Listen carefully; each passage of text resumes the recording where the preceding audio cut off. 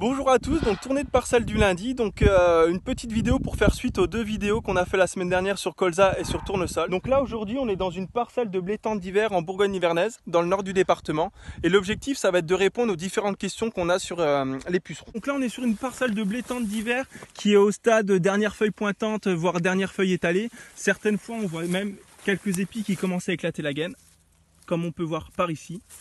Et du coup la question c'est... Depuis le mois de février, on voit beaucoup de pucerons, que ce soit sur les orges d'hiver ou sur les orges de printemps. Hop, je m'arrête juste 5 minutes, mais je vous montre juste deux larves de cryocère, donc qu'on appelle aussi les lémas.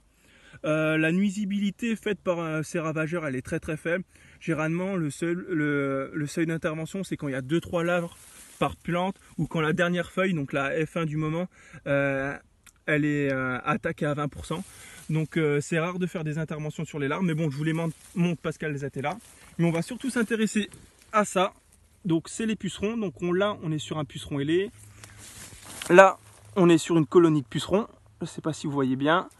Hop, une autre colonie là. Et donc en gros les pucerons depuis le mois de février ils sont observés sur orge d'hiver et sur blé tendre d'hiver. Et la question c'est est-ce qu'on intervient en sortie d'hiver sur les pucerons?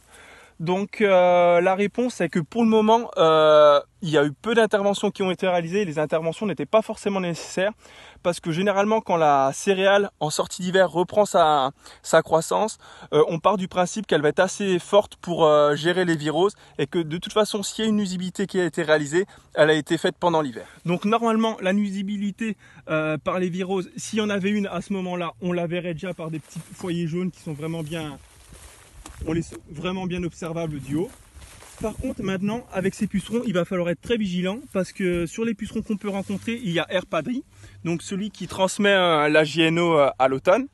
Il y a Metopolophium dirodum qui est un puceron qui lui reste dans les céréales d'hiver et qui migre généralement dans le maïs, et c'est le puceron qu'on peut observer sur les maïs pour ceux qui font du maïs. Et il y a aussi Cytobion avenae qui lui est le seul puceron qui est capable entre guillemets de passer du feuillage aux épis, tandis que les deux autres que je vous ai cités précédemment, ils passent jamais du feuillage aux épis. Donc s'il y a bien un puceron qu'il faut se méfier, c'est le dernier que je vous ai cité, Cytobion avenae. Donc là, l'objectif, ça va être de suivre ces populations de pucerons. On sait qu'ils sont là. Hop, on en revoit encore là.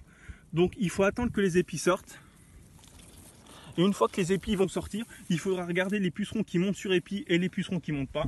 Et si jamais on a des fortes pressions, donc c'est-à-dire le seuil d'intervention, c'est un épi sur deux qui est colonisé par au moins un puceron, une intervention sera nécessaire. Généralement, les blés tendres sont plus sensibles, mais en me baladant tout à l'heure dans des orges de printemps semées d'automne, j'ai vu quelques pucerons sur les épis. Donc je pense que c'est intéressant de surveiller toutes les céréales d'hiver, même les orges de printemps semées d'automne, et de suivre ces pucerons pour savoir s'il y a une intervention qui est nécessaire ou non. Voilà. Donc rendez-vous dans quelques semaines, une fois que les épis seront sortis, pour voir quels pucerons seront montés dessus. Voilà, bonne journée, au revoir.